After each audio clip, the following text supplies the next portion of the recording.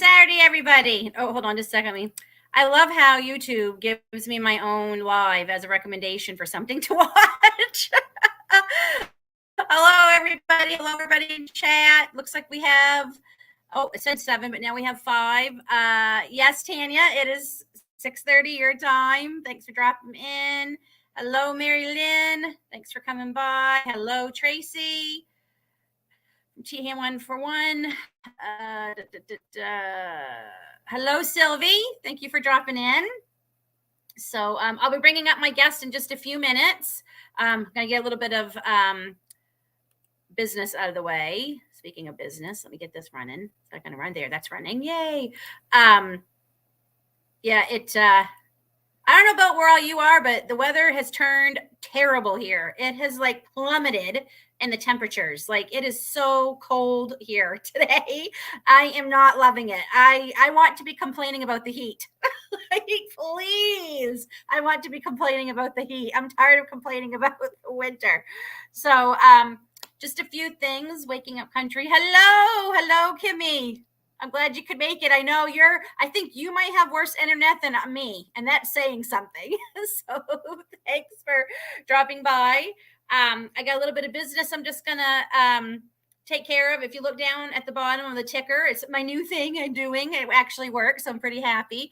It's just letting you know about my website, which things have been kind of rough around here the last couple of weeks, but I'm hoping to get back to the website. There was a new blog post this past week. I hope to have more content put out, but it's been a rough week. There is a contest that I'm running right now for my membership. It's 99 cents a month. And once I reach 20 members, I'm going to have a live contest for a Bucket List Homestead t-shirt from my Etsy shop. And we are currently at 12 members. We're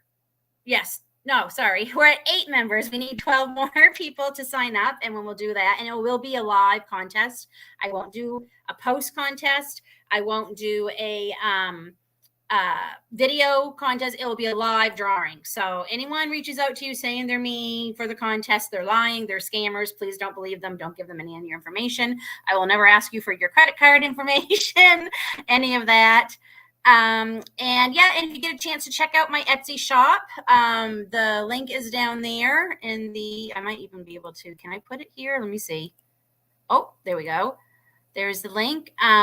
If you can even just go by and click the little heart saying you're following, it really helps me get Etsy to share my Etsy page on the Etsy website. So quite a few have already done it. So I thank you so much. That is a big help.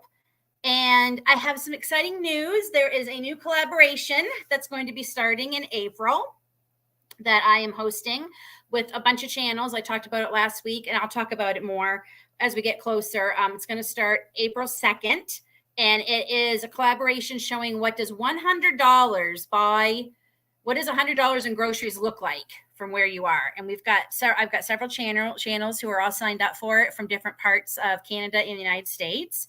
So I'm really looking forward to it. I think it's going to be exciting. I got some new channels. I think there might be some new channels to all of you. So I'm really looking forward to it. And I don't know, I'm fascinated by it. My husband's like, why does it fascinate you so much? I don't know why, but it does. It fascinates me to see what people pay for the same things we buy, like milk or cheese or butter. I can't say eggs because I don't buy eggs. So yes, the dang scammers. Yes, they do make everything. And a lot of people that I follow the last couple of weeks have had contests. They've had very bad scammers going on, pretending to be them. One of their scammers, I guess, got scammed out of some money, or one of their subscribers got scammed out of some money. It's terrible. So I will never ask you for your credit card. I will never, when I do contests, it's always live. I won't be doing any a video or anything. It will be live, and everybody will be available for the contest. It's not just the people who are in the membership. It's just once I get 20, we will have the contest. I filmed ours today. I'm ready to edit it and have it uploaded on my date. Perfect. I have mine all done too. I'll try. I didn't hear from her. I will never say no to anyone who wants to join. I do have all the dates set already, but if she still wants to reach out to me, like I said, I will not say no to anyone. But I didn't hear from them by the time, and I really wanted to get all the information out to all of you. I like to have things in advance, know all the parameters and everything in advance, so I didn't want to wait much any longer. But if you're talking to her and let her know, she is more than welcome to reach out to me.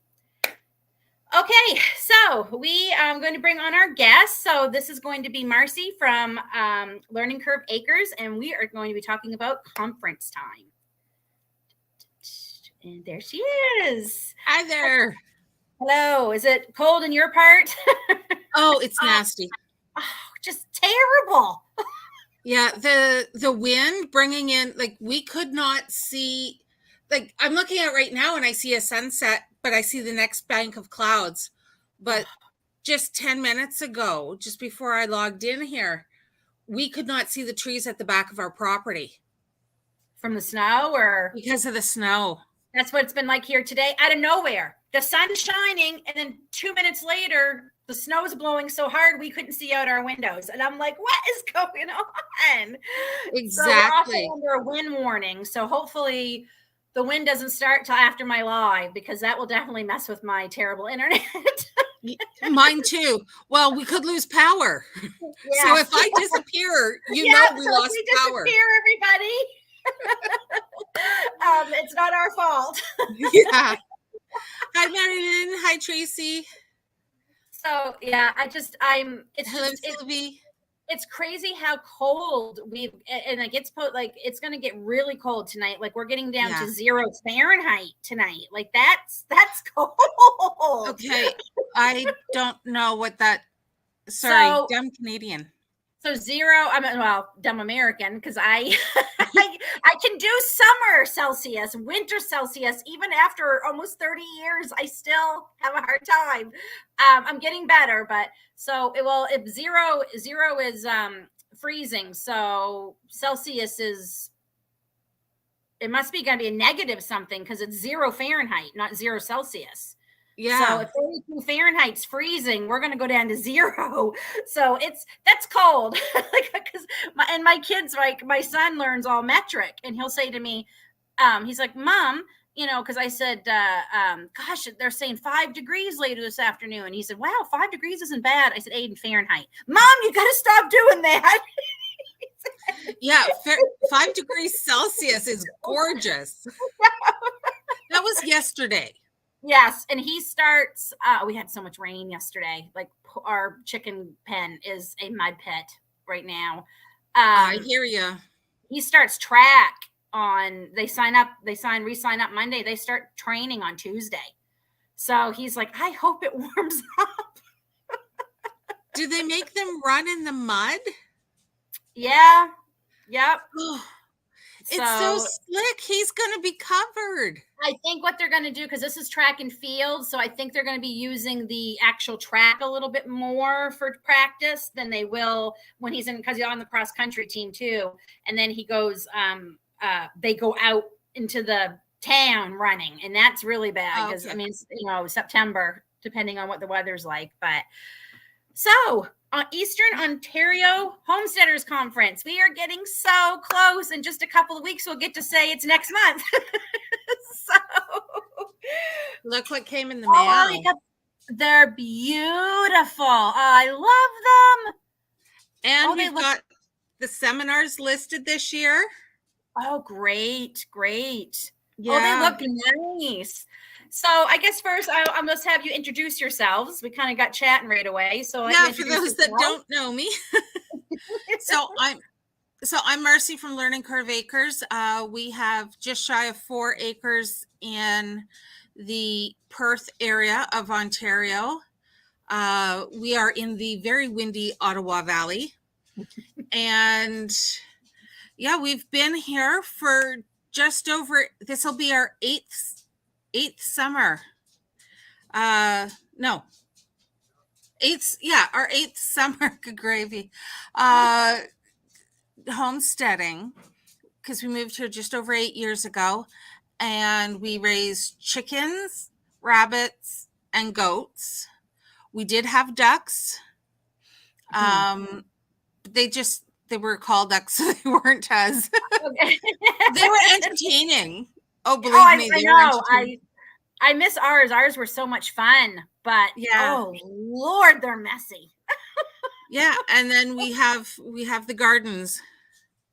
Yeah, And it's funny. I This will, is our 9th year here. It's my 8th summer gardening because the first year I couldn't garden because I was sick, so I couldn't. yeah. But yeah, so this will be our 9th year, and I can't believe it's been 9 years because I still feels like yesterday when we bought it. But so last year was the first year that you started, Yes. and then you came up. So I guess my first question is, why did you want to start Homesteaders Conference? So I have been following Patera of Appalachia Homestead for years, and she was doing the Great Appalachian Homestead Conference. That's what she called it. And then I started noticing they're doing Homesteaders of America, and there were so many homesteading conferences where people can learn, meet new people, get support, and create friendships that'll last forever. And really, around here in Ontario, I couldn't find anything like that. I couldn't find anything like this here in Canada.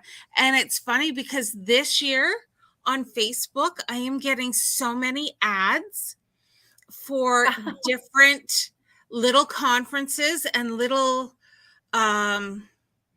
what do you want to call them? Just people putting on seminars and Oh, webinars. really? Yeah. And I mean, never saw that before. I started looking up, I'm originally from the States, but I've lived in Canada now it'll be 30 years this year that we've been married. But I said, gosh, is there a Homesteaders of Canada? And I must have researched for 3 weeks trying to find one. And there's just not one. There's just not that I've been able to find. And I was so jealous because there's one almost every month in the state somewhere. There's some kind of, and it always looks like so much fun. And like you said, the people get to meet. That just. Hi, Jason. Sorry, I just had to let him know. Yeah. But yeah, so I mean, I know I am so grateful that you started it. When I started seeing the ad on Facebook, I'm like, what? Yeah, so I really will say, you're part of Ontario. We've never been to it till last year, and it is spectacular. Like it was the drive. Dave and I, we didn't even notice how long the drive was because once we got it, it was so beautiful. And I've never seen so many beaver dams in my life. Like seriously, it's a gorgeous drive between our place and yours. And we've taken so many of the different back roads because for those who don't know, my mother-in-law used to live just around the corner from Lynn. Yep. Right here. And I've driven past her house I don't know how many times. But yeah, like all the different ways to come from your area to mine. It's just so many beautiful little villages to go through. Oh yeah, and I love that because I'm not a 401 girl. I hate it. No. It stresses me out. It causes me anxiety. And you never know, you might get stuck on it for hours because of accidents or whatever. But it's so, I love scenery. And, I was filming so much, like with my, just taking pictures because it's just, and Dave and I, we were saying we have got to come back here for a hike on one of these areas because it was just, we loved it. So we're actually coming for 2 days this year. We're going to stay.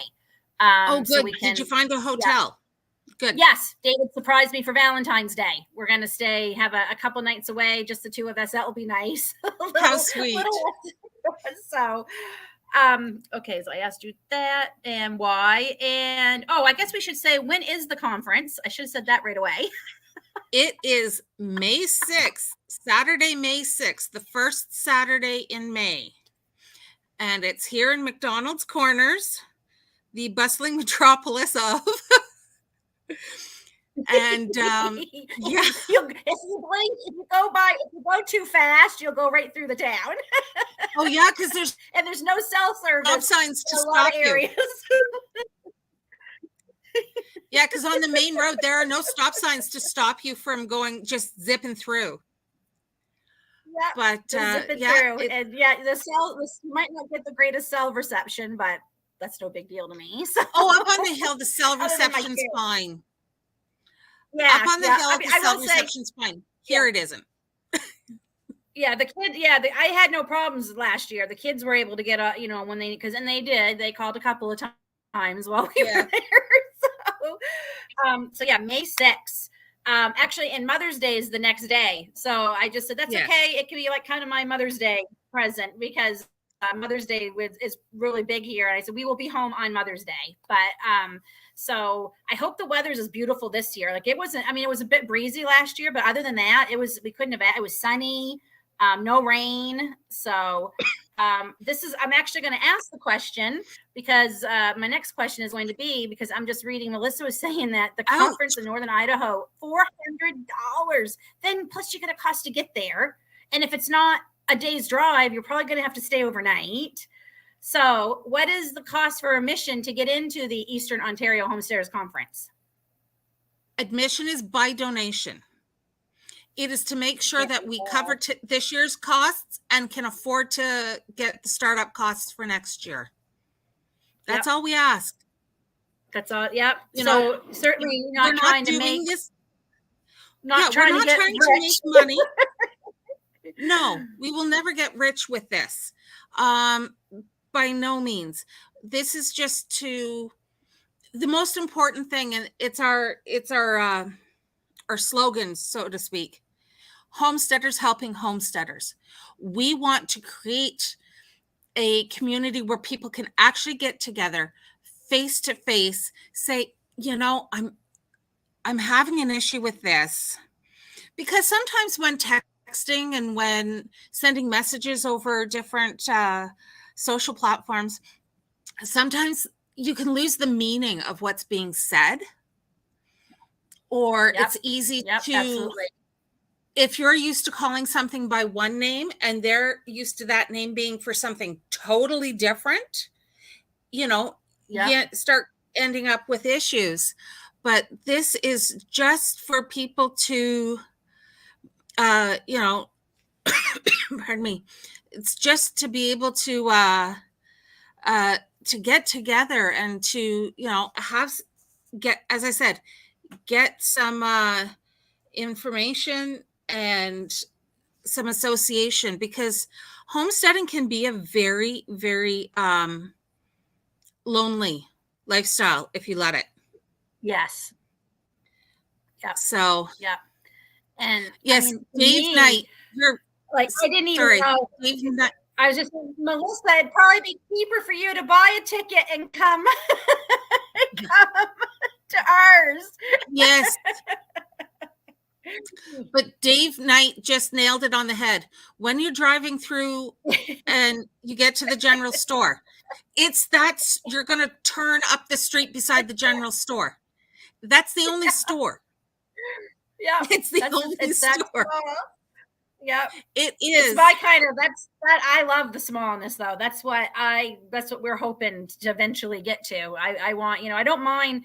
We have to drive an hour now for like our book buying. So I don't mind. And if I have to drive an hour and a half once a month or once every 2 months, it doesn't bother us.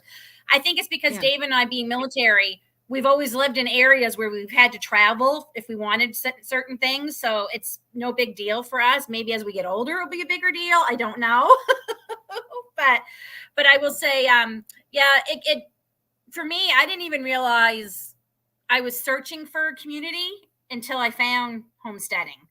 And I didn't even know that's what I was doing in the beginning. I was just growing a garden and canning and preserving and wanting chickens and just trying to, provide for our family and just have a slower paced life and a more meaningful life with nature or whatever. And I think that's been my best thing that's come out of all this is the friends I've met in the community. I mean, that has got to be the best plus for homesteading right there is the people you're going to meet.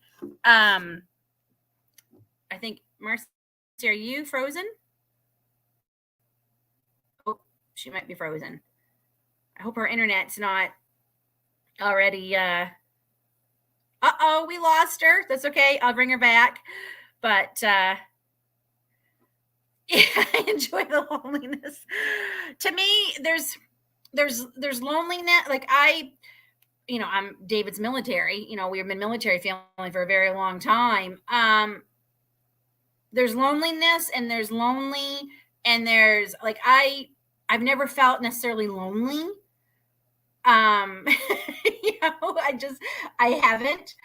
I'm fine on my own if I need to be, or just our little group of four, our family. But yeah, I hopefully she'll get to come back and we can finish because I got a few more questions. But I'll just check. I just checked the website at Little House in Big Woods. I would not. It makes me wonder all the conferences that everybody goes to in the States. How much are those? Are they that much to get into? Like, wow. I'm assuming that 400 is probably just to get into like all the seminars and things. Like, that's just crazy.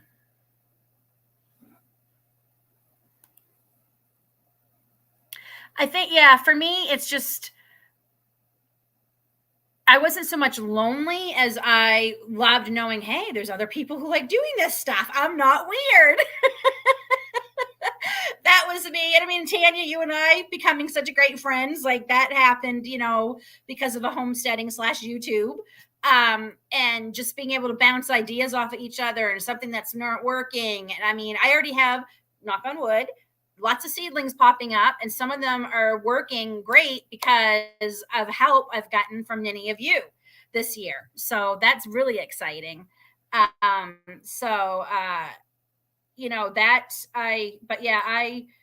never had an issue with it. Yes, I'm kind of contradictory, but then again, I'm also, like I said to Grace, Grace, how can mommy be an extrovert and an introvert all in the same person? And apparently it's called an ambivert. Gracie told me. And it's somebody who's both, because I can talk to anybody. Like, my family's always shocked. We'll be out and I can talk to strangers about stuff, especially if they ask me, we're looking at seeds and they'll ask me a question about it. I mean, I can go on and on about it, or chickens, or, something I love, or, David says, you can talk, you do small talk so wonderful. And that's nothing I've ever been able to do is small talk. But at the same time, I find leaving my home and being out and about with everybody exhausting. Like, it really exhausts me, and I can't wait to come back. So I'm both. It's exhausting being in my head, people, friends. It's so exhausting. So exactly. I'd be talking to the dogs and the chickens. So yeah, it's weird. I find it, it's exhausting, while you're out in the moment doing it, you're excited and you're having fun and you're talking with people. But when you come home, you're like, wow, that really exhausted me. Like, that really exhausted me. So chickenese. Yeah. Hello, Cindy Squirrel. Thanks for dropping by. Hopefully we can get Marcie back. I'm still waiting for her to come back. Darn it. I turned off my phone. Let me make sure she's not trying to message me that she's having a hard time. I'm just going to assume it's her internet.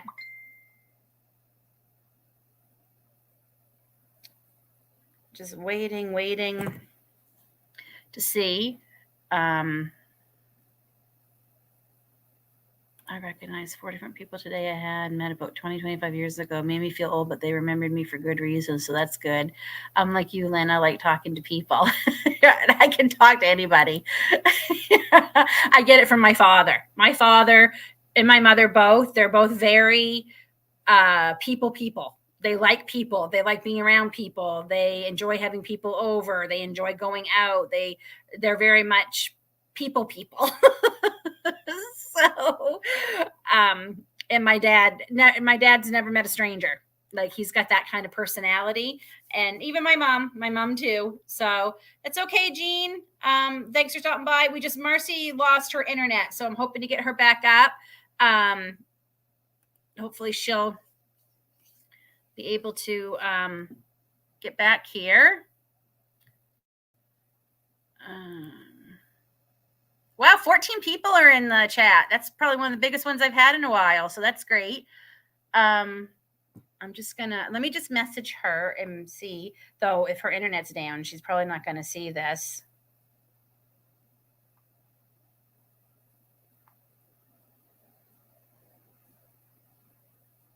Unless she has it on data. So we'll just wait. And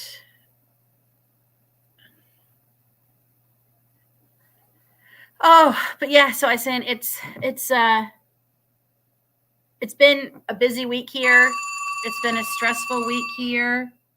Hold on just a second. That's Marcie. Hello. That's what I figured.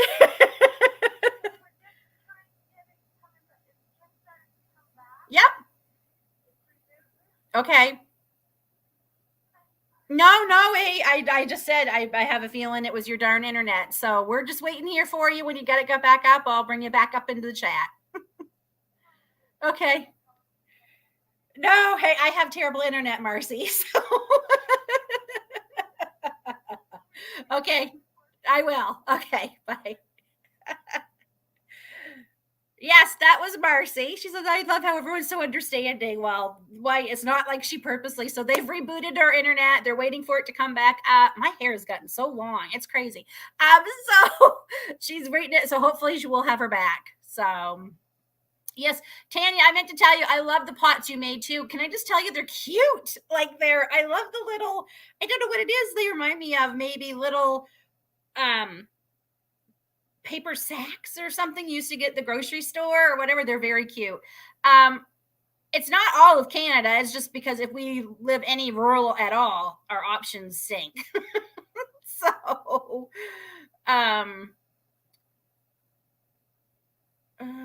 just looking, see. Oh, you got a lot of snow, did you? Oh no. Yes, thank you, Mary Lynn. Please hit that thumbs up if you haven't already. It really, really helps. I don't understand all the algorithm thing. I really don't. And quite frankly, a lot of it was causing me a lot of stress the last few weeks. And there was a point where I thought maybe I'm just not meant to cut out to make this channel. And then I said, the heck with this. I am not worrying about the analytics anymore. I'm going back to making the videos I like. And, the video that's supposed to come out tomorrow, we'll see. I had to stop it and try again. It's a little bit longer than I've had recently, but that's the way it turned out. So, yeah. Oh, there she is. She's back. Yay. Yeah. I'm just going to catch up on. Okay. All right. It's not for us. Yay, terrible internet. We have I'm not even hooked up to Wi-Fi. I directly connect when I do my lives to internet because I can't, it's a little bit more reliable than the Wi-Fi. So, well, our only way of hooking up to the Wi-Fi or hooking up to the phone line is in the laundry room. Okay. Yeah. So that would not make for a good background. No, that's like me. I'm not the most, I have my desk here, so at least that helps. I used to like doing it out at the kitchen table because the lighting was better. But yeah, it just, let me just close that. It's just, yeah. But I think we were just talking about the community. And I think that's what's so great about homesteading community is nobody will ever say no. If you reach out and you have a question, there's always someone who will be able to answer it.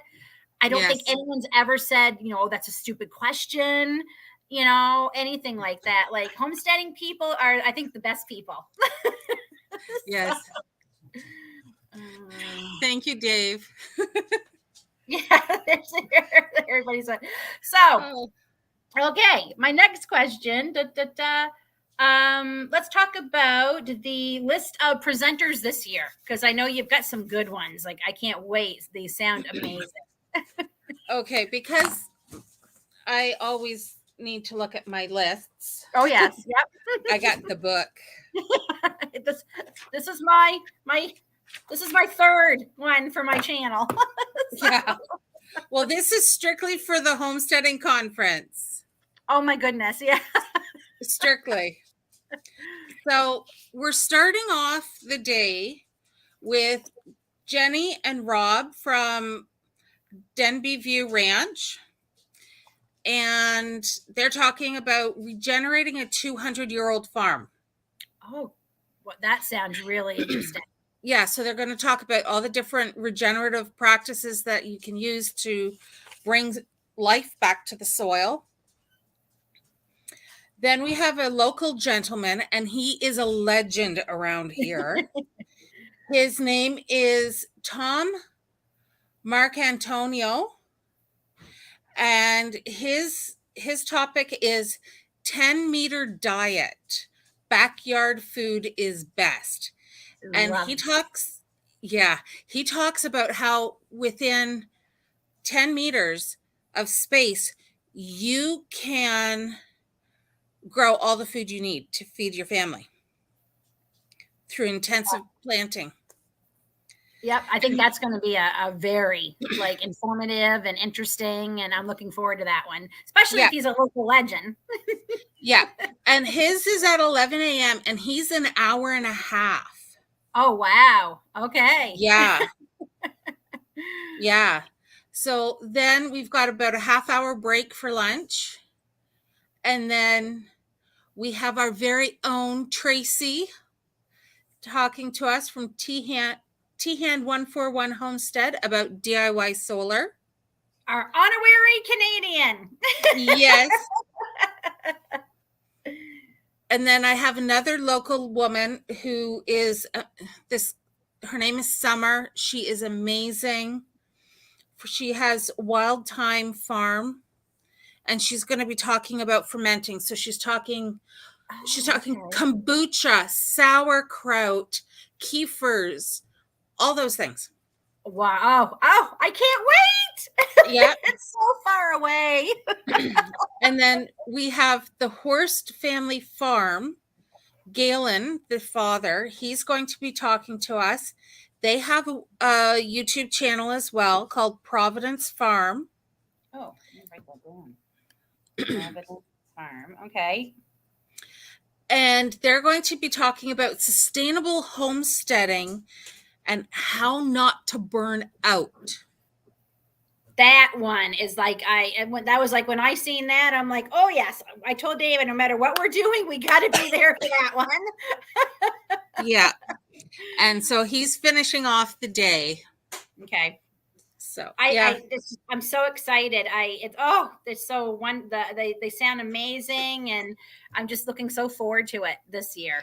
Yeah, and I'm looking forward to actually getting to listen to some of these, and because all I really saw, for the most part, was what the little excerpts that everybody posted on their YouTube channels. Yeah. And I mean, and I didn't film as much last year because I just wanted to enjoy it. Yeah. I think sometimes it is an awesome schedule. I think sometimes we get so caught up watching everything through our lens on our phone that we don't take it in. And I didn't want to do that. I mean, I was so torn because I'm like, I think it'd be fun to show it on my channel, but at the same time, I'm here for me. Like, I need to be there, so I think I'll do a little bit again this year, but I think I'll do a live kind of thing to talk about what we saw, what we did, and things like that. Things that we can't maybe talk about when we're all together. Yeah. What goes on at the conference stays at the conference. Where's Darren anyways? Why isn't he on here tonight? He's actually here in my part. They were hoping to come by and visit, but they're just, which I get. They have a lot of family things they're doing with the boys and everything. They were at one of the local museums, weren't they? Yep, the Air Force Museum. I think Brigitte, one of her sons, is interested in being a pilot in the military. So I guess he was like all in his glory there today. So that's fun. So because I'm sure if he could be, he'd be on here. Yeah. So You mentioned, okay, when you and I were talking earlier, this year, I guess we should say it's not all on your shoulders this year. Thank goodness. Thank goodness. Yeah. The That's vendors. a lot for one. I mean, I know your husband too. That's a lot for two people to do. Like, It is. It is. talk about burnout. I mean, you're Yeah. still trying to run your own homestead and do all this too. So The week after the conference, I could barely move. yeah. I had been on my feet for 3 days straight beforehand, just getting everything ready, getting everything set up. And then my body rebelled. Yeah. And I could hardly go. I bet. Just the very basic. I mean, we talked for a few minutes, you and I, just so we could say, Yeah. "Hey, oh, you're Marcie," me, and and I know my husband actually talked to your husband quite a bit, I guess. Yes, they did. Yeah, David really enjoyed that. So because I'm not doing all my thing because he didn't know them as like I did, and he's gotten to know them a little bit more. But yeah, he goes, yeah, I was talking with, he said, I think it was the husband of the woman who they're putting it on, he said. And I said, oh, were you? So yeah.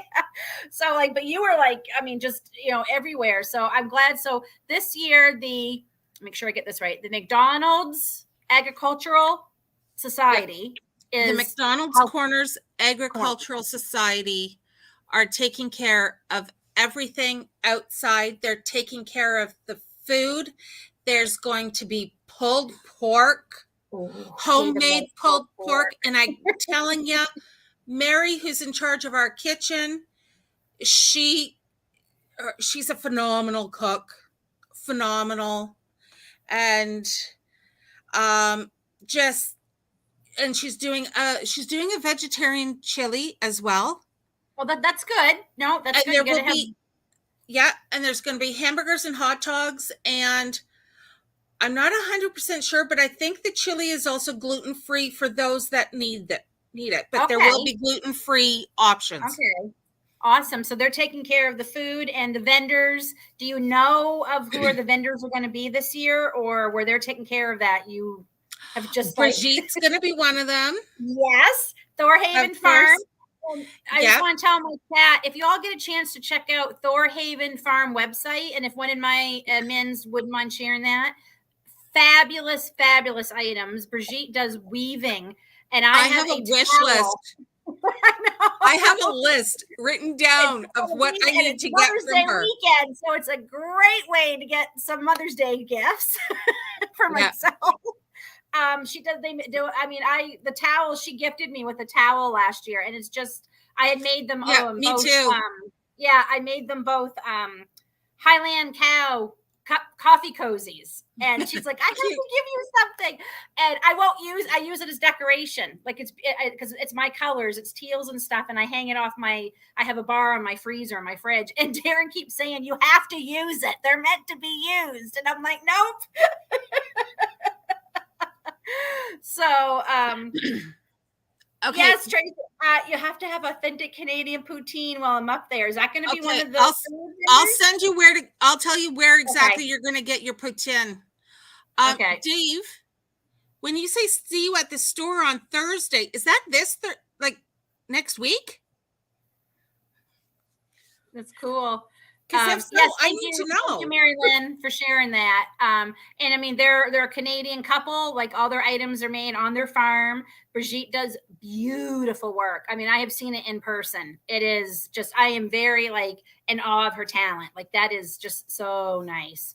So, but yeah, I want to pick your brain too, Marcie, if there's any thrift stores that we should know about, because we're going to be going for 2 days. We do have a few in,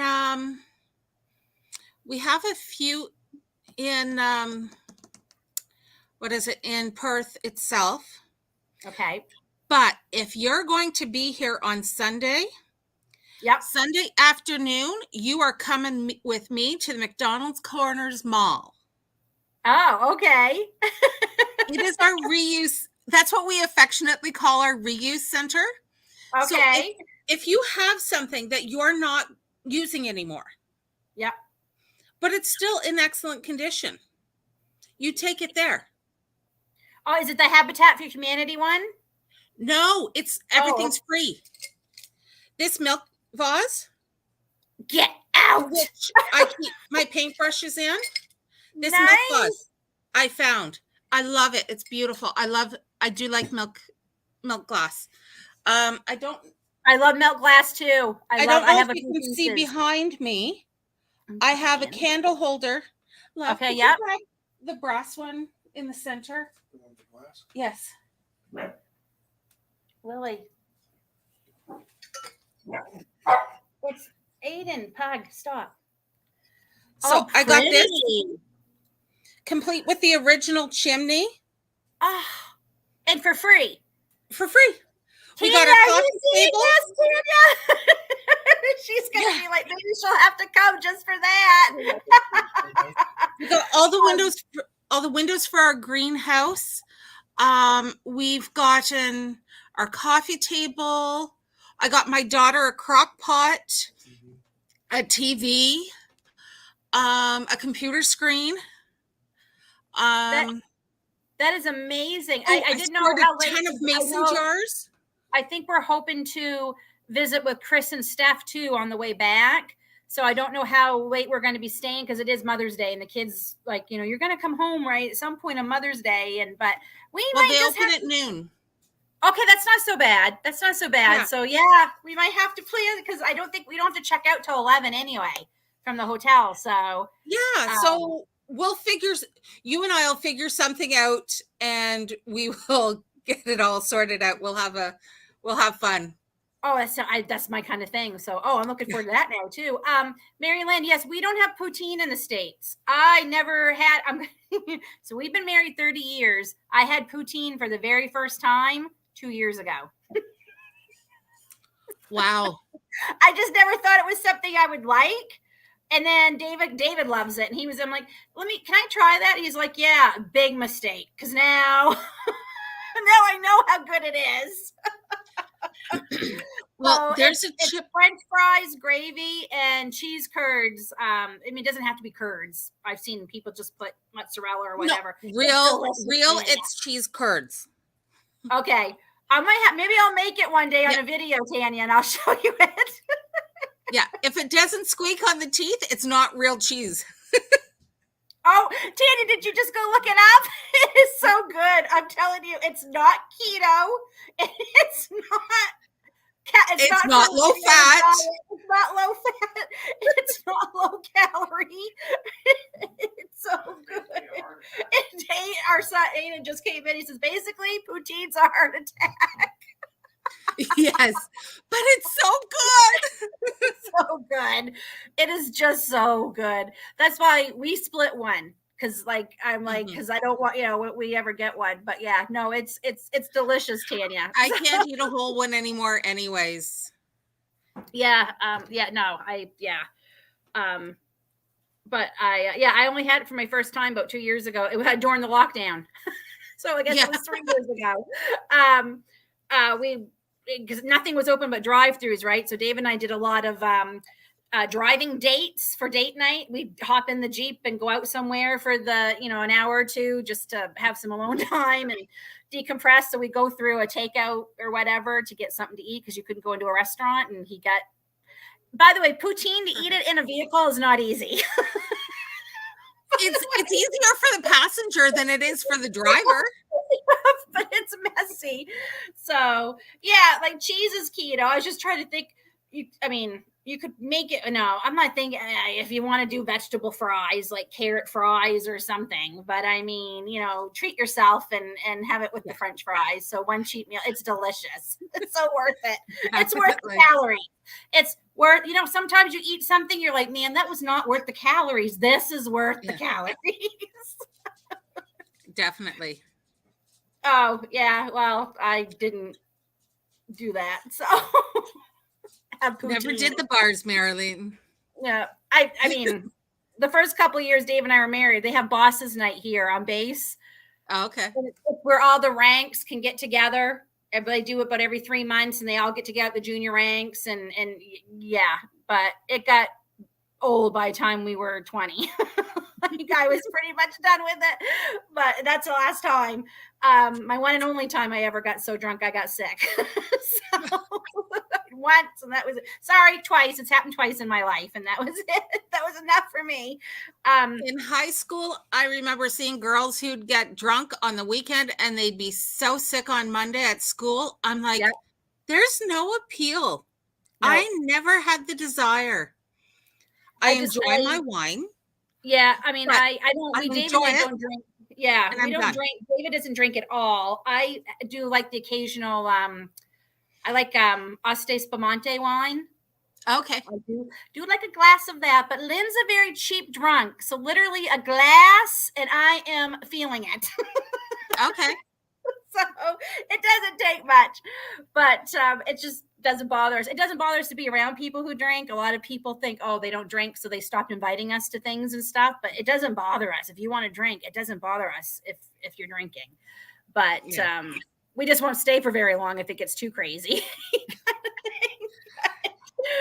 I guess two of the questions I have for you. So my first one's going to be, what do you hope the goals for this conference will be? Do you have any that you would like to meet? 1, 2, 7?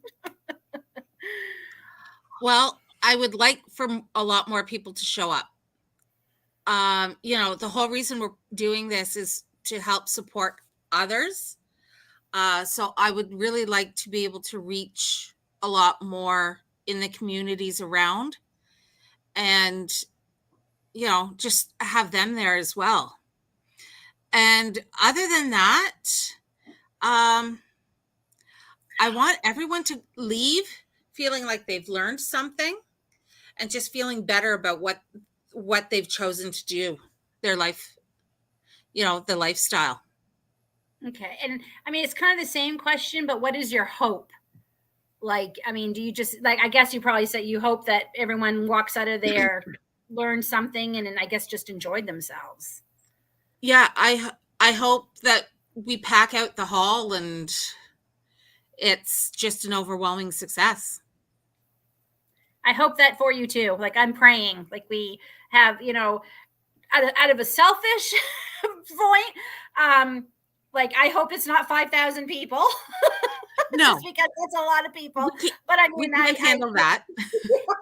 Is there 5,000 people in your area?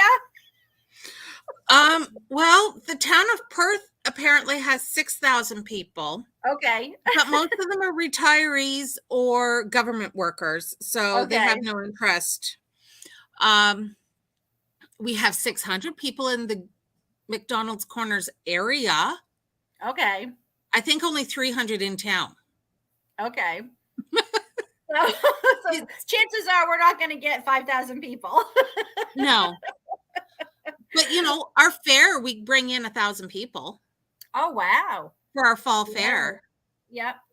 I mean, I'll say, I think last year was a success just because it was the first one, right? Like just doing it and getting it all together, that to me is a success, regardless of how many people come or not. Like that, just having that, get it off the ground, because sometimes I'm sure even the Homesteaders of America, it took a little while for the ball to get rolling and for people to come in. And by the way, they charge dues and everything. Like you join like it's a big thing there. Yeah, and I get that. And it's several days and it's, but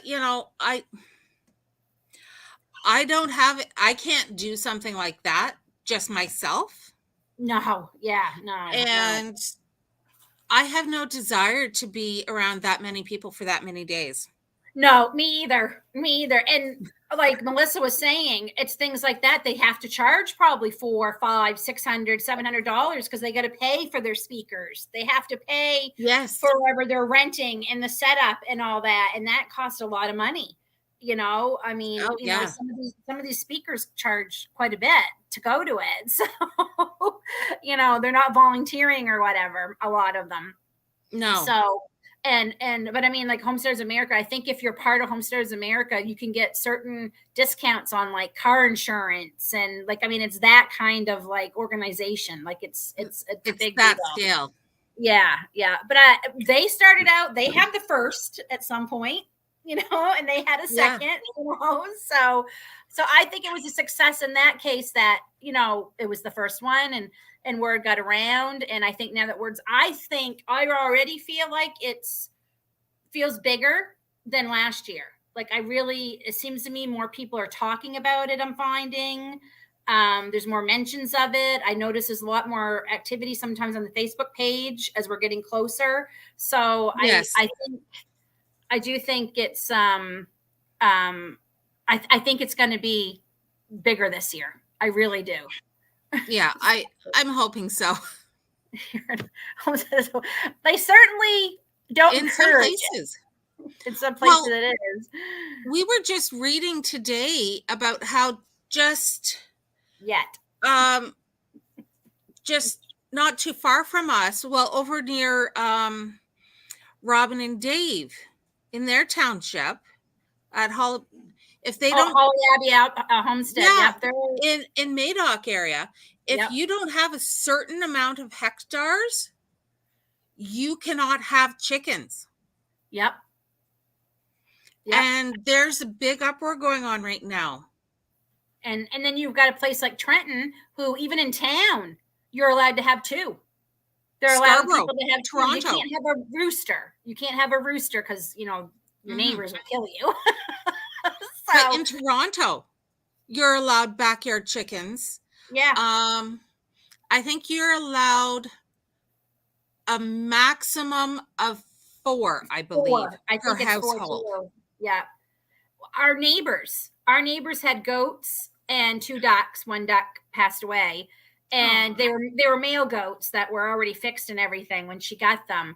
But they had them, I want to say 3 or 4 years. They actually moved here from England, and one of the things Kelly wanted, she wanted a home in the country so she could have some animals, and like that's what she wanted.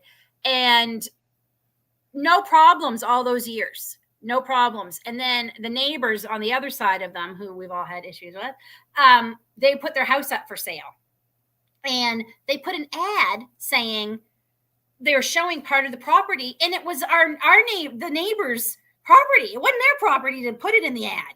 And they got a little upset, and they said, hey, they told their realtor that the pictures of that property with the trails, that's our property. That's not the property that's going with that house. You can't tell people it's theirs.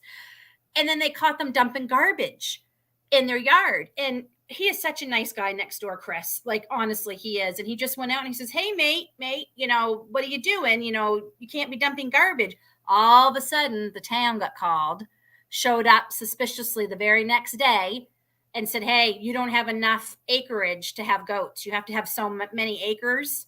And I told them, I said, you can say we share them. So if our acres combined with yours makes enough, I don't care if you want to say that. But they said they ended up finding him a home because they did have a change in careers and they were a lot busier. And she said, hopefully, maybe eventually they'll be able to do it down the road. But I mean, like all of a sudden they had no problem. So there is a law here too. You have to have a certain amount of acres of acreage to have them. Where we are, with the size of our property, we are registered as a agricultural small farm property. We are allowed 5 livestock animals. That means goats or horses or pigs or so. Okay. And they do not count babies if the babies are going to be sold. Okay. Yeah. So, and they don't count the rabbits. Oh, okay. Is that because they can be considered pets? Is that why? Yes. Okay. Yes. So we've got the 3 goats right now. And so if we decide that trying to find and bring in a buck is going to be too much trouble to try and get our girls bred, then if we decide we have to bring in our own bucks, right, then we'll have met that 5 limit. Okay. Right. Yeah, Remy, this blows my mind that Remy lives in an agricultural village. Like, it's a village that's known, and you can't have chicken even if you have 75 acres and no neighbors. Like, it's just it boggles. And it infuriates me. I would be wanting to know who was coming on my 75 acres close enough to find out. I had 6 lousy chickens or whatever. Not lousy. Yeah. Sorry, girls, you're not lousy. I start calling them names, they'll stop laying. So it just it boggles my mind. I just can't get over that. I just can't. Yeah. So he has Remy. That's why, 4 minutes away. Serge lives 4 minutes from Remy, and he can have all the animals he wants. It's ludicrous. And it's the kind of stuff that this is the kind of stuff that drives me crazy. The stuff that makes no sense. Like, where's the common sense in these things? Like, this is the stuff that drives me crazy with politics. That's the problem. There is no common sense. Yep, exactly. It just boggles the mind. It works me up. I get so mad because I'm just like, it's not rocket science. I know. I know. Like, we're going to save the world by not having plastic bags anymore in our grocery stores, but we're going to fly all over the world in a jet that's not energy efficient by any means or fuel efficient. And it's just like, really? Oh, yeah. Yeah, I'm not going to get started on that because I know, but it's just like, I only thought of it because we went to Walmart today and there's a big sign up at our Walmart that says, how they're no longer having plastic bags because they're helping the environment and all this. And I'm like, Jay saw this. Are you putting out into the air and what? Like, Jason saw the same sign and he goes, well, there go all the housewives. The housewives of New York and the real housewives. He goes, well, they're all gone if the plastic bags have to go. Oh my goodness.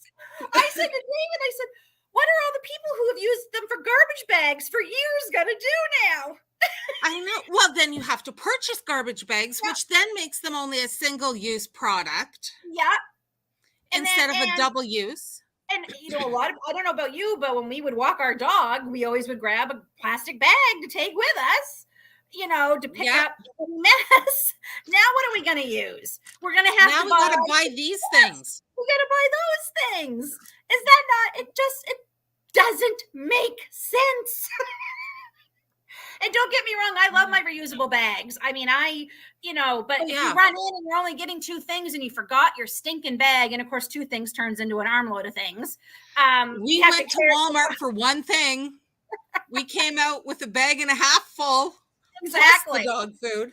Exactly. Yeah. So, so we had to occasionally get a plastic bag, but I would reuse my plastic bags. I would use them as a garbage bag. I would use them as a dog. We'd put a bag in the car, especially when we travel. So yeah, it's just absolutely it doesn't make sense. It just doesn't, And when the kids were little, we'd throw a bunch of toys for in the back of the car. Yeah. And put a seatbelt in between the 2 car seats so that they could get their own toys out. Yep. And all I can say is thank God for Amazon, because I don't know what I would do with for the thrift store if I didn't have the bags to put all my donations in. Now I put them all in Amazon boxes. God knows I got enough of them. And take it in the box now. But I can't give the kids a bag and say, here, go clean out your room. No, you give them a box that holds even more. Yeah, that's a good thing, I guess. But it's just crazy. So Remy, just the fact that 4 miles away, they can have as many animals as they want. It does, because animals know the difference between, okay, this is I'm okay, and here I'm not. It's stupid. So, well, I'll be fair. My chickens, my free range chickens, I had some that would walk down to a lot still walk down to the road. But then they would go down the side of the road and eat from the apple tree across from the Chinese restaurant. Oh, they better be careful. They might become part of the dinner.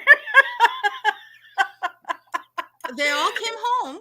But when we did butcher those ones, there wasn't an ounce of spare fat on them. And they were tough. I bet. We don't, we have a humongous pen, like big pen, And then I put them in the old garden at the start of the year. They're allowed to go in there and dig up any leftover plants from last year, and they help aerate the ground for me, because we just have so many predators here.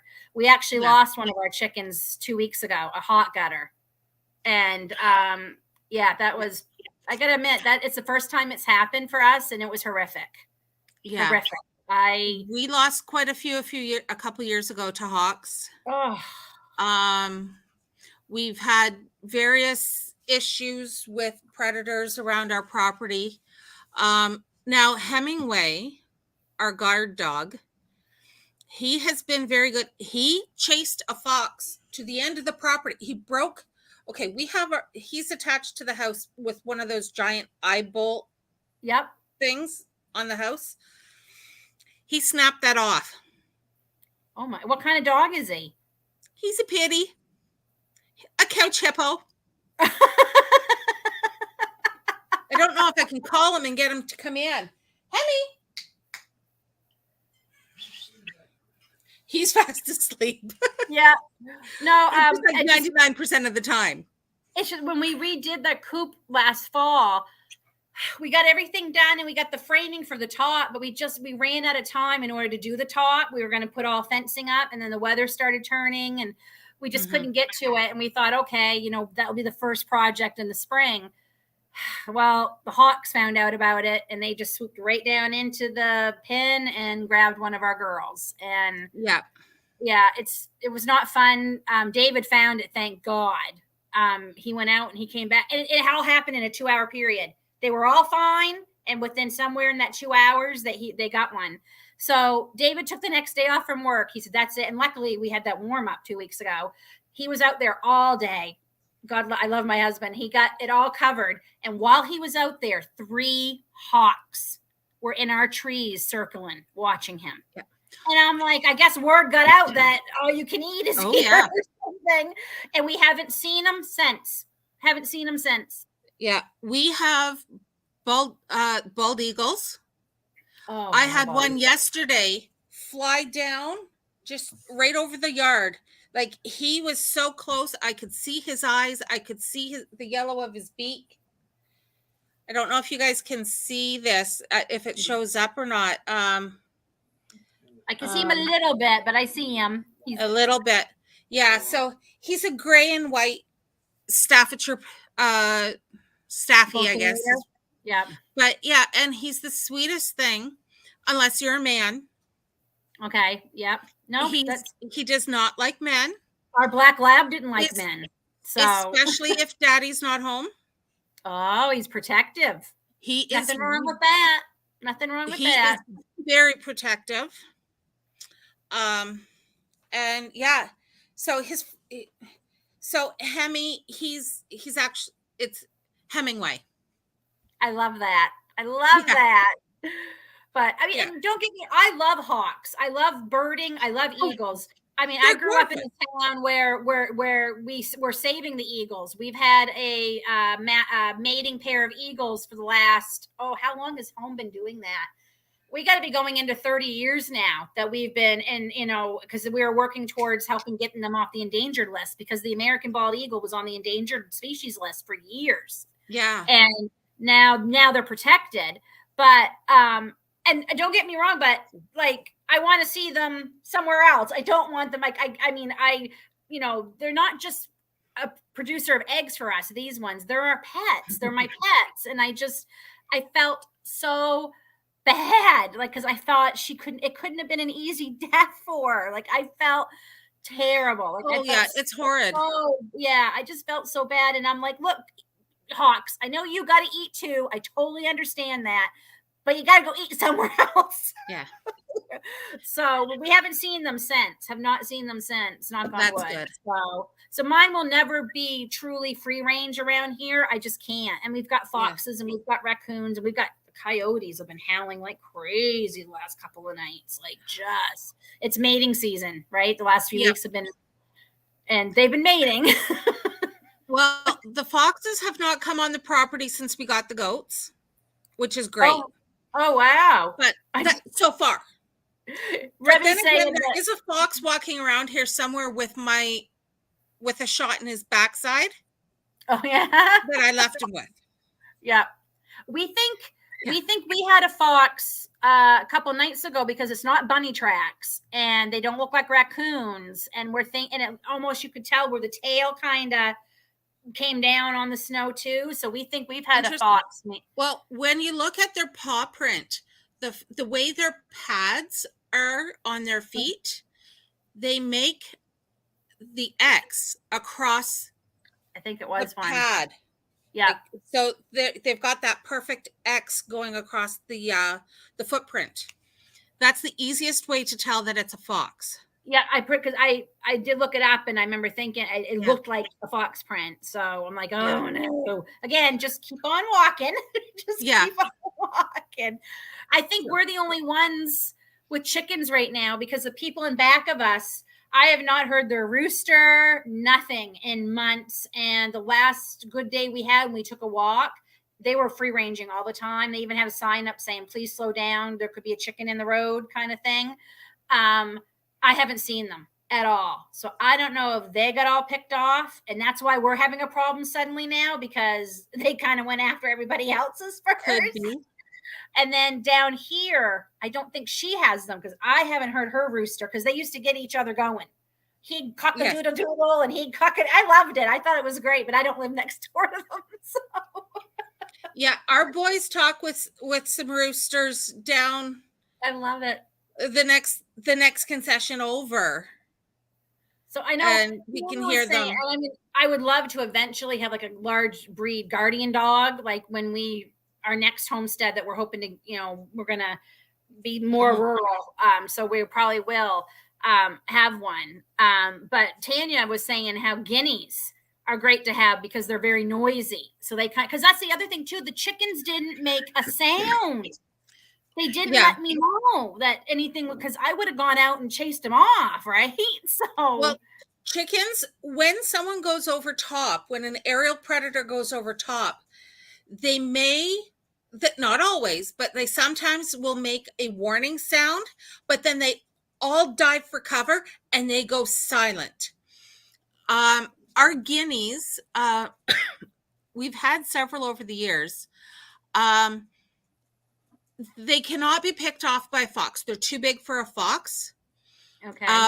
They are amazing home alarm systems because anyone comes up the driveway, anything walks through the field, you look at them wrong, and they go off.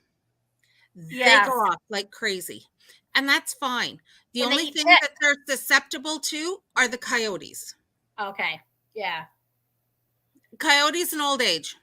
Yeah, just about anything is. I mean, even I worry about our little dogs. Our pug and our dachshund. That's why we go out into the pen at night with them because a coyote, especially with the snowbanks as high as they are, they could get up on a snowbank and jump in. But and they eat ticks too. Guineas eat ticks, which is great. With all the ticks, so that would be cool. But I know, So when I was waiting, I called David and I said, David, he said, what's up? I said, you might have to come home. We might have to start the top of the pen like today. He's like, why? I said, I left the door open, a crack, our kitchen door, so I could hear the chickens this time. And I could hear them laying an egg. And I'm like, okay, they're doing the egg sound. And then the sound changed. And I'm like, that's not an egg sound anymore. And I happened to look out this window and right up in the tree, right above the coop, big old hawk. So, of course, I'm playing rooster. So I go out. But they were all in the coop. And I'm like, is that what you all did? Is you all went right into the coop and she got left behind with no protection? So she was easy pickings and you didn't have time to make a sound? I will have a rooster. She was probably the slowest one, unfortunately. Yeah. She was like one of the best layers. She was the red sex link. We get an egg out of them every single day. It's always the favorites that get picked off. Yeah. So thank God we are getting 4 more layers. We're getting Buff Orpingtons. I'm so excited. I've wanted Buff Orpingtons forever. They are so broody, but they're so sweet. Oh, great. They told me the lavender Buff Orpingtons. There's so much research now. I can't even remember. The lavender Orpington? Yeah, I thought there was one. They said that the ones that we get in weren't as bad. I said, are they bad? Are they worse than a Cochin? Because we had a Cochin and that thing was broody. I swear to God, every 5 days. Well, honestly, it's like anything else. There's going to be some variation with, depending on the individual personality. We had the Buff Orpington Penny, or not Penny, Tuppence, and she was so broody, so broody.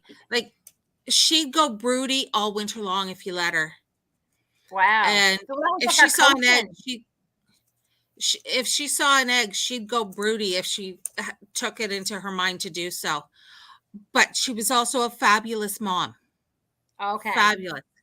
Our And Cochin Nugget, she she get to the point where David's like, we can't keep letting her do this because she was losing weight. Like, she looked and there's no way anything was going to hatch. I'm like, you're doing all this for nothing. We have no rooster. That's not a fertilized egg, darling. Like, you're putting yourself through all this for nothing. And she was so broody. Now we have the one sex link, and we have the Americanas, and this is our 3rd year with the Americanas, and they have, knock on wood, not gone broody once yet. Yeah. So, I find that they're less inclined, but when they do, they are ferocious mothers. Okay. They will tear the face off any other chicken that comes near their babies. Yeah. No, I hope to have rooster eventually, because I would like to do my own, hatch them out and have my own when it's time for some more. And I've heard Brahmas. We did have a Brahma mix. Gosh, she was a beautiful chicken. And she was really good. We didn't have any problems with her. And she was a Brahma / I can't remember what she was mixed with, but she looked all Brahma. We got her from somebody who was moving, and they couldn't, military couple, military won't move your chickens. So we end up taking all their chickens plus their ducks. So David said, we will never, ever have ducks again. Unless we have more area and the ducks can have their own pen with their own mess, with their own water, and the poor chickens won't have to put up with it. I'd love to grow 2 turkeys too, like raise them up for me. I would like to do that. Again, we don't, not necessarily, unless somebody comes in the backyard, they wouldn't know we even have them. Unless they get really noisy. They can get very noisy. Yeah, I know. So that's why I'm like, But I would just like, we are going to try meat birds this summer. We've got 10 coming. And because everyone said, get 10, because you're probably going to lose 3 or 4 at least. Everyone's like, you'll probably lose 3 or 4 pretty quick. So, and that's a nice small size to start with, to decide if you're willing to do that. Yeah. If it's going to be worth it. Yeah. I know so many people who've started with meat birds, and they're starting with anywhere between 50 and 100. And I'm going, okay. No. I get it. That's your entire year's supply, but you don't do it all in one. No, and like we said, if we think we can do it and it's okay, like we still have time, we can try another 10 for the, to raise and have them in maybe cull them in September. So, when we get, so we're, we'll see September, October, we'll see, David used to do, David grew up on a farm, but like he said, it's a lot different when you're a kid growing up and you're an adult with it. Yeah. So, but our son is even willing to help. Like our daughter, there's no way she won't even be able, she'll be up in her room with the doors closed, with her headphones on, because she wants nothing to do with, which is fine. I have no issue with that. Yeah. But Aiden's like, yeah, I'm willing to try, Mom, and help. So, Tanya, I won't have to worry about name. The only names the turkeys would get would be Thanksgiving and Christmas. Like, seriously, I hate turkeys because turkeys hate me. We go to a petting zoo, and the damn turkey, it can be all the way across the zoo. It knows I come in, and it comes and finds me. And David laughs, but the things, and he'll say, oh, just stomp your foot at it. I did that one time. The stupid turkey started coming at me. I literally jumped on the back of David's back to get away from turkeys freak me out. I'm not a turkey fan. I love turkey. I love turkey on a platter, well cooked, with all the trimmings. Yep. Chickens don't bother. I will say I'm not a fan of chickens' feet. There's something about all those claws and their feet. Blech. Then don't get Silkies ever, because they have the extra toe. Yeah, so I'm not a big fan, but I just don't like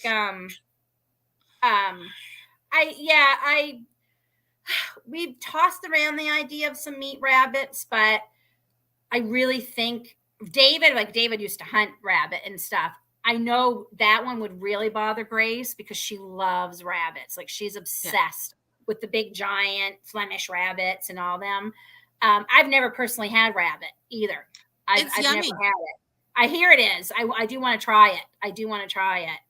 Yeah, okay. See, yeah, and Mary Lynn tells me you just treat him like a chicken, like cook it like you would a chicken, you know. So I do want to, in a stew. That's what I've heard. And David grew up having it, and he had wild rabbit, right? He hunted it. So, well, these, when you raise your own rabbits, they're not as gamey as wild rabbit. So it's a lot sweeter meat, if that makes sense. Okay. But, okay. Yeah, we love rabbit. But do you find it hard to cull them? When it's time to do them, well, first of all, when they get to that age, that's when they're kind of the stupid jerk age. Yes. Yeah, I was going to say they kind of turn mean. Bad, but it's still, it's, you know, it's one of those days afterwards. It's like, okay, we do it. Jason and I, we dispatch, I process, I get them in the freezer.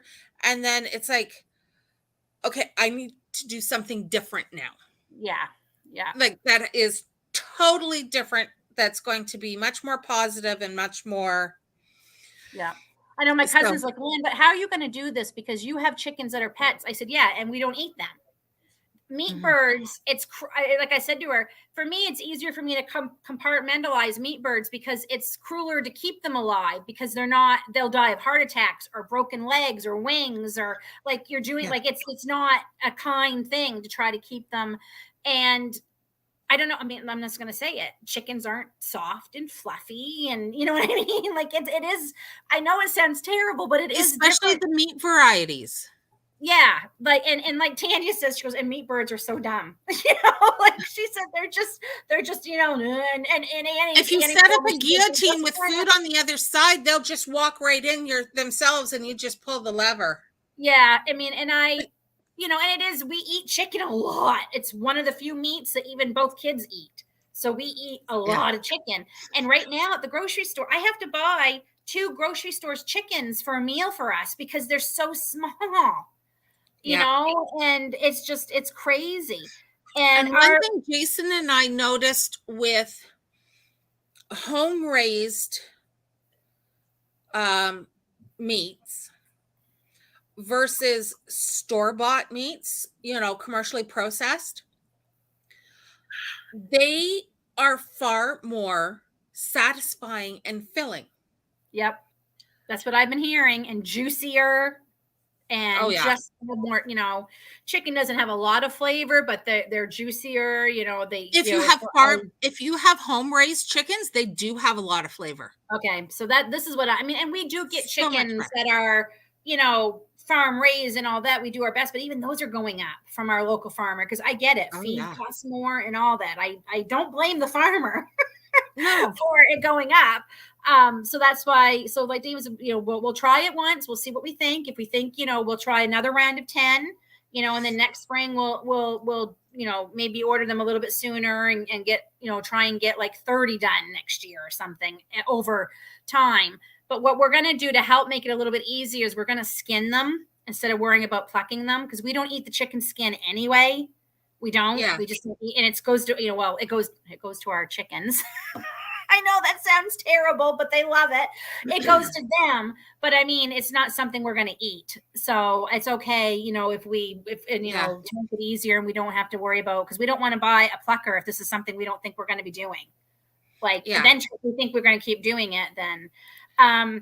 Yeah, I would love to try the Bresse, Bresse, because apparently they are supposed to be amazing flavor. Like Yeah, the breasts. amazing. Yeah. Yeah, so they're not very We smart. bought for a plucker, we bought the drill attachment for doing the plucking, but we also have a friend of mine who's local. She will come to your property. This is her business. She will come to your property with the big the industrial plucker, and she will dispatch and prepare it for get it all cleaned and everything and bagged. And she'll even help you put it in the freezer. Oh. And the most she's done, her and her husband, was they did 300 in one day. Wow. That's a lot of chickens. Wow. That's a lot. Do you know like what are her prices for something like that? Like, is it cost effective to have her come and help, like get them plucked? Or I can't remember with me, she does it on trade. Okay. So for me, it does not cost much. But I'm willing. I'm open to trades. I love that. Yeah. But yeah, like I don't know if she'll drive all the way out. Yeah. She drives all the way your way though. Yeah. Tanya's right. She goes, that's because there's a dense nutrients in farm raised. That's exactly it. Exactly. And that's why I want to, because I know it's like my chickens that lay eggs. I know what they're eating and what they're not. I know what nutrients they're getting and what they're not. I mean, my chickens are spoiled rotten, and that's why we get so many eggs. I swear it is. Happy chickens lay a lot of eggs, and our chickens are very happy. I can't even go near nobody can even go near our back door because they think, oh, they're coming out with the bucket of scraps. Like they're so spoiled. When we go outside, they do this parade of chickens. All of a sudden starts coming. They come out of the forest. They come up from everywhere, and it's like just all of a sudden all these chickens appear because they're going, Mom, you got food, you got treats. My mother, she was here for 6 weeks last summer, and she laughed. She said, I can't get over this, Lenny, how they are. Like you can't even go near the door, and they're all right. Like I said, Nemo, in Finding Nemo, the seagulls, mine. I said, they totally should have made those chickens. Exactly. So, I'm just reading. Mary Lynn said her boyfriend doesn't know it, but she's probably coming home from the conference with chickens.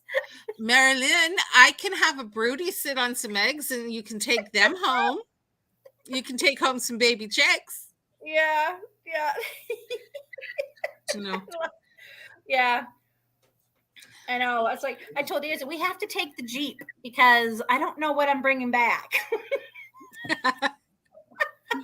I mean, that could just be goods too, like, vendors or that store we go to.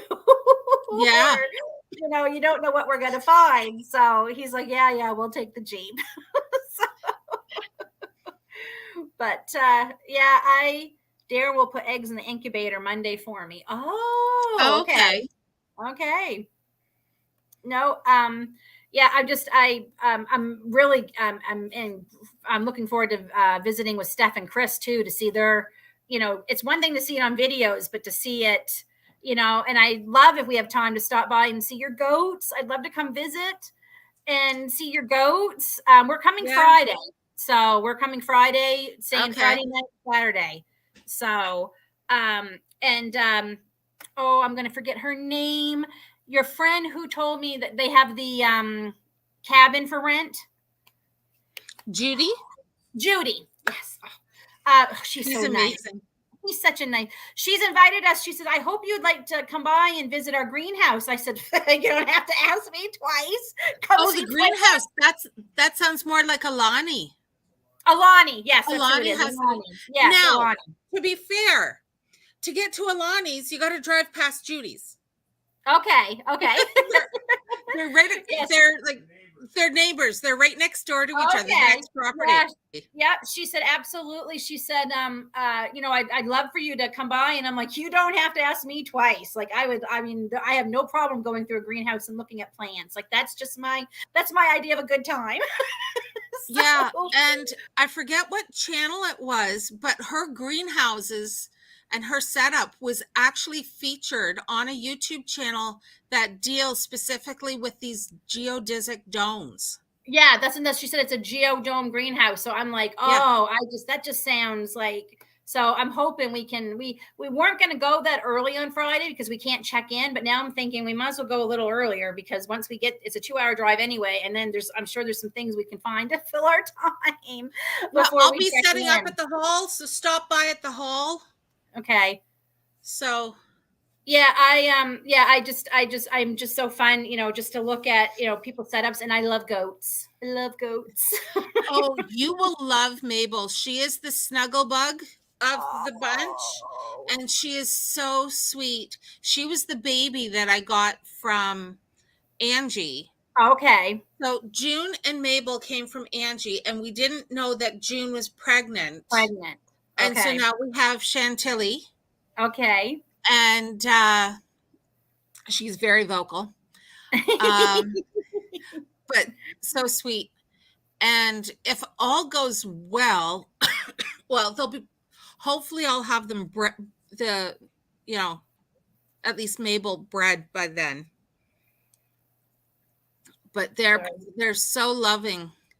Oh, I can't wait to see him. Sorry, the puppy. Yeah. I didn't know if somebody's down here with her or what, but our dachshund became a woman this past week. I saw that. Poor girl. So, and I've never seen, I mean, we've had a couple other for most part, we've had male dogs, but we did have 2 other female dogs, a black lab, who went into heat real early. Like we weren't expecting it at all. Even the vet was shocked. I've never seen a dog react this way. Like she acts like a dog who's not feeling well. Like she's off her feed. She's just tired, extra snuggly. Like I told her, I said, I totally feel your pain, baby girl. Yeah. So Dave's going to be camping at Alani's. Okay. Yes. Yep. She said that somebody was going to. She's such a nice lady. Oh my gosh. She's so nice. Just a sweetheart. Now, she's the one who had all the plants last year, right? Or yes. Was that Judy? Okay, that was Alani. Yeah, that was Alani. Okay. Yeah. Okay. Because I'm hoping, I can't find my comfrey seeds anywhere that I ordered. I have put them. They were somewhere. Then we started doing the renovations with the kitchen, with the shelves and everything last fall. I've lost them. So I'm hoping she's gonna have plants already because I want comfrey this year. I missed out. I was too busy in with the presenters. So by the time I came back out to go buy some plants, they were gone. So okay.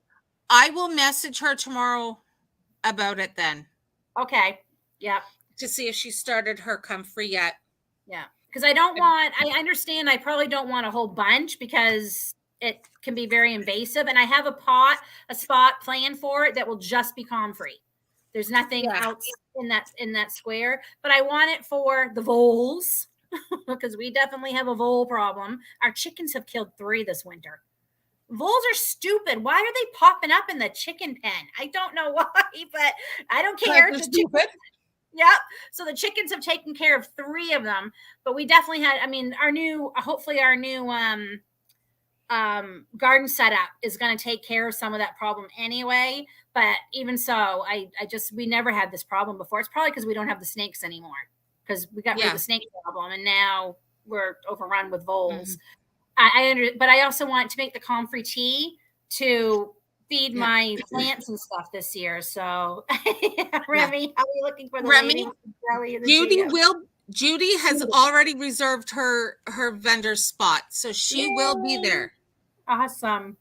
Yes, and she's looking forward to seeing you again. She likes you and she does watch some of your videos.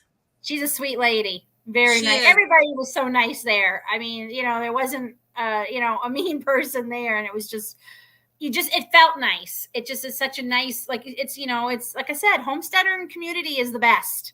Like it just is. It's just Oh, did your kids eat it? I might have to buy. That's probably the only jelly I don't make is grape jelly, and it's weird because we could not find any to buy for the Orioles last year. There was no grape jelly. There was, I mean, we must have gone to every grocery store. We had none. So you can also get marmalade. They hated the marmalade. I swear they were looking in the window at me like, lady, where's the grape jelly? But I just never tried it. Yeah. Dave, the orchids generally don't come up till a little later. Usually the trilliums are up at Purdon, but the lady slippers are usually not until the second or third week, right around planting time. David and I are going to have to, we love hiking and we like going in the conservation areas, especially. So we might have to come back. Oh, blueberry is my favorite jam. Like it is my favorite. I'm actually going to make some, I think, in the next week or two because we have a lot of frozen blueberries still in the freezer that we're just not going through them all like I thought we would. I thought I'd be making more muffins or something, but I did a lot of canned blueberries this year. Not that I'm a fan of it, but I think I'm going to, and we're running out of blueberry jam because I love it. And using that Pomona's pectin is the best thing I ever found because I don't have to put 8 cups of sugar now in my jam. So my favorite jam is red currant. I've never or black currant jam. Yeah. Oh, I've never had currants. We actually have a currant farm in Brighton. Pick your own. I know. I don't know. Okay. My mother-in-law brought me some. Okay. Because I told David, I said, we should go pick just like a couple just to try them because I've never tried them. What are they? Excuse me. What are they similar to? What? I don't know. Jay, what would you say currants are similar to?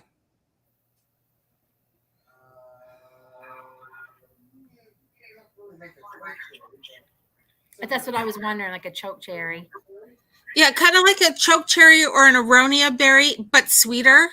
Okay. They don't have the tannins that gives you that feeling in your mouth. Okay. That's it. I'm gonna go to that farm this year and try them. I love them, and I love dried currants in cookies, and I love the jam. I'm trying currants. That's it. I'm going to try currants this year because they do sound good. I mean, I remember my grandmother used to make choke cherry jam because we had choke cherries everywhere where I grew up. They just grew crazy. We used to call them snake berries because the snakes loved them. You'd always find darn snakes there. I can't stand snakes. I have a few garden snakes, like the little garters, and one lives in one of my raised beds at the back, and I try really hard not to jump when I see him, especially if he surprises me. But yeah, snakes are not. What's that old song? I don't like spiders and snakes. Snakes, yeah. And that ain't what it takes. Yep. So. They're just they terrify me. And I know they're not, and everyone's like, oh, Lynn, they're not poisonous. And I get upset because I'm like, I don't like snakes. What are you afraid of? Well, I don't like da.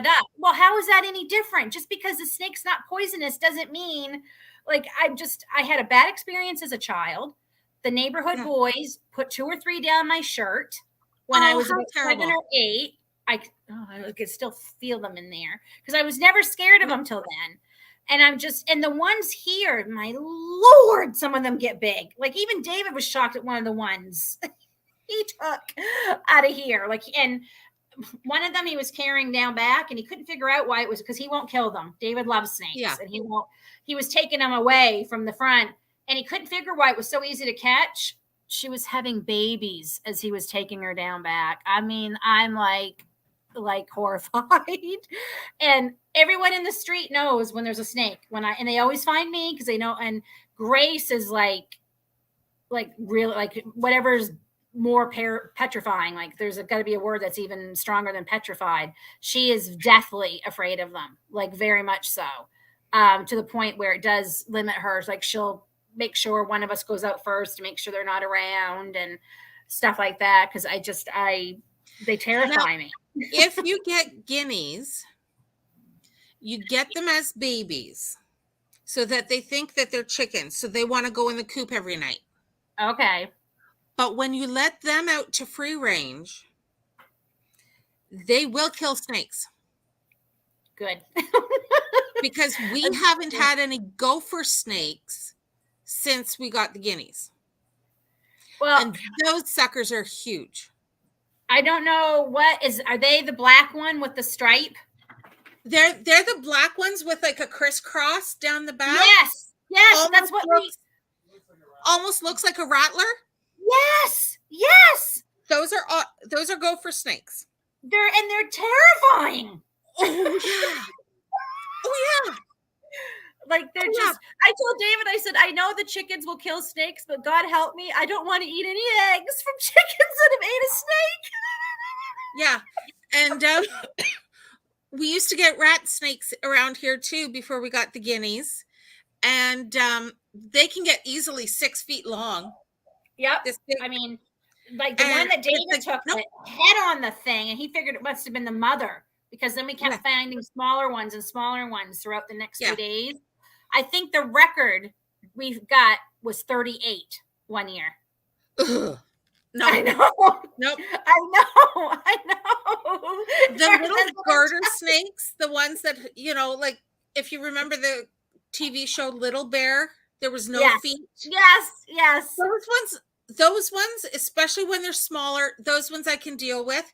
They eat the mice, they eat the voles, they eat moles, they eat slugs. Oh, wow. Those ones I can deal with. Yeah. I just, honestly, all of them. And I told David, I said, I know they're good for my garden. I just don't want to see them. Like they can do their job. Just, but they do. They once, like I said, one year we got 38, another year we got 27. And finally we realized there was a crack in our foundation and they were nesting down in there. So since we filled in that crack, knock on wood, the last 2 years have been a lot better. Yeah. But they'll come right up on our front step. And I literally was cracked in my house one day because there were 6 of them on the front step. And David tells me to take the broom and kind of bang it. Do you know snakes jump? Because I didn't know snakes jumped. And the darn things jumped not away this way. They jumped this way towards me. Well, I screamed, buddy. The neighbors must have thought I was being murdered. Yeah, that was great advice, David. Yeah. I did not know that snakes jumped. Like they literally jumped off the deck. I was like in shock. And like literally, and it's horrible to be that scared. I hate it. I wish I wasn't. It's not enough to make me not do my garden because I love it, my gardening so much that I just, thank gosh, Aiden is home in the summer too because he takes care of them for me. So if David's not around, but Aiden's like, I can never catch him. How does Dad catch him? His dad's had a lot of practice. So we've watched our duck. One of our ducks had a frog. And I looked out and I'm like, what does Quackers, the kids named him, what does Quackers got out there? And I go out and it's running from the other duck and all the chickens. And the frog's leg is just a swinging. And I'm like, oh, this poor frog. Well, he kept trying to dunk it in water to soften it so he could eat it. He dunk. And he tried. Eventually the chickens got it because he couldn't eat it. It was too big for the duck. He was a good sized frog. But we had a chicken after each other. It was hysterical. Yeah, we had a chicken named Guinness, and she loved going after the frogs. And I think she liked it because she would get stoned. She would be completely like she'd be walking around afterwards, just. But our ducks used to drown the mice and the chipmunks in their water bowl. Oh, trying to probably soften them up. No, they would just grab them out of their food bowl because they were stealing their food and shove their heads in the water and hold them there until they were dead and then leave them. Oh my gosh. I watched them do it, and it was like they're like, okay, Mom, you can come clean this up now. Yeah, it's like, well, that'll teach him for eating my food. Melissa, did you find a snake in your bathroom? Because I'd have to I move. would have burnt the house down.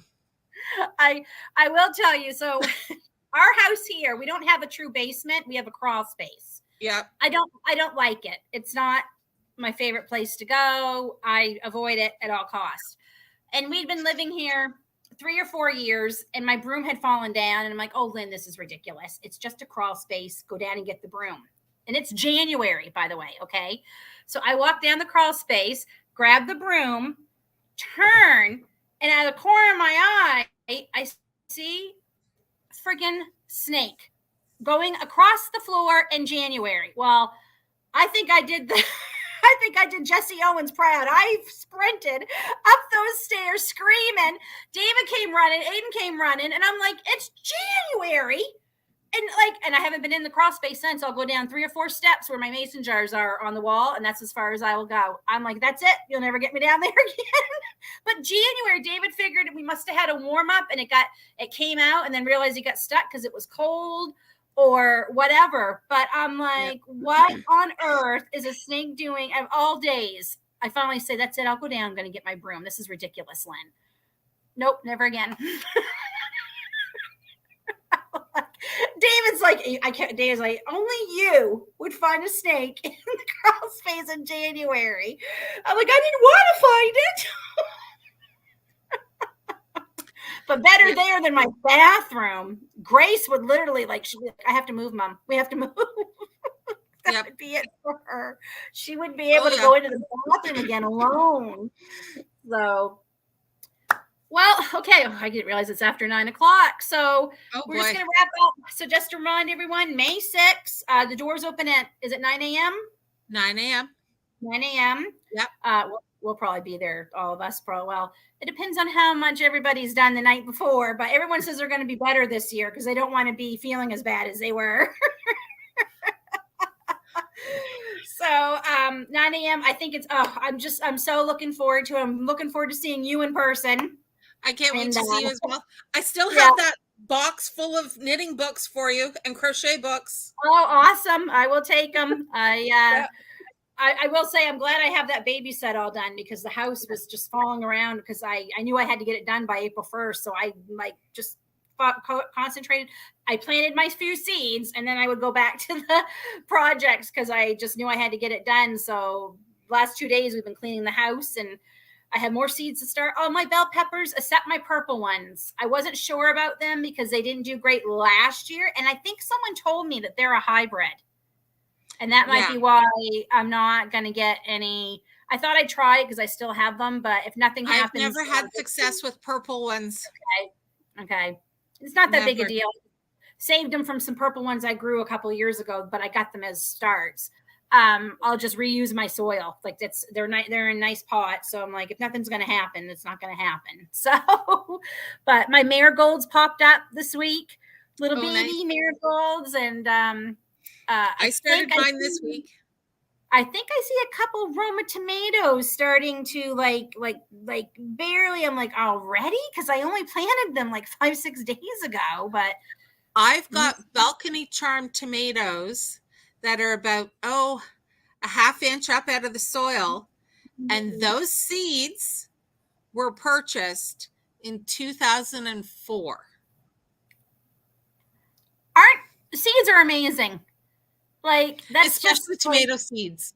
Yeah, that is amazing. I do have my long keepers, but I'm not starting them until April. Like I was just doing some research and I asked Mary Lynn because she is the long keeper tomato queen. And she said, yeah, for my area. So I'm going to save them till April, but, I guess, 6 to 10 days for Roma tomatoes. So they're about right on track for sprouting. And I didn't plant a lot this year because I plan to buy some in starts, but I had to make some decisions this year because I only have so much space and the hardening off last year just about killed me. Like taking, I had like 200 something plants I had to keep taking in and out. I'm thinking about setting up my greenhouse I've got a good sized greenhouse that I used last year inside the house just do the starts. I'm thinking about setting it up outside and maybe trying to harden off my plants out in the greenhouse this year. I'm thinking depending on the overnight temperatures you're getting. That's what I'm worried about. Yeah. So I don't know. Maybe I might just start some seeds out in the greenhouse this year, like in Aprilish May, and leave the hardening off the other way. But yeah, that hardening off, like, I mean, thank God for my kids because they did help me last year. But even them helping us, it took us a long time bringing them in and out. And then we couldn't use our deck because I had sawhorses and boards and everything all over the deck. So the springtime dance. Yes. Yep. It was exhausting. And I lost a lot when I hardened them off. Some bounced back, some didn't. The loofah, my loofah are looking amazing. I'm getting vines already. Oh, nice. And I'm like, David said, you planted them too early. I said, according to my research, I planted them a month sooner than they told me I should have. So, mine are this big. Oh, mine are like getting there, and they got the little vines. So I'm hoping I can get a couple of them working this year. Yeah. All right. So I'm so looking forward to seeing you guys, everybody, Marcie and all the gang. And just, I can't wait for the speakers this year. It sounds like so much fun. And I just looking forward to learning so much about the different things and pulled pork. David's going to be happy when I tell him that. He loves pulled pork. He likes hot dogs and specifically requested it. Yeah. Okay. Yeah. He does. He loves pulled pork. Oh, good. So, thank you, Marcie, for coming on. This was fun. I'm so glad to talk about it. And let's. I'm going to keep my fingers, toes, say my prayers that it's very successful for you all. You deserve it to be successful. And just so we can, keep doing this, even if we are lucky enough to find our dream homestead down in New Brunswick, we're still probably going to come back to the conference every year. So it's like Remy says, you just hitch a ride with me. So good night, everybody. Thank you for coming so much. It means a lot to me when you come out for my lives. And I think 7:30 p.m. seems to be my sweet spot. That seems to be a good time for everybody. So I'm going to try and keep them that way. And I'm actually going to send Tracy. I'm going to send you a message, Tracy. I'd like to have you on my live next week to talk about a few things. So I'm just giving you a heads up now that that'll be coming. So, and don't forget to look for the collab April 2nd. And I know you and Mary Lynn have got a collab if you want to mention that real quick starting. So it's #livestock gardens. And it's basically anyone who's growing food specifically for your livestock, whether it be chickens, ducks, goats, rabbits,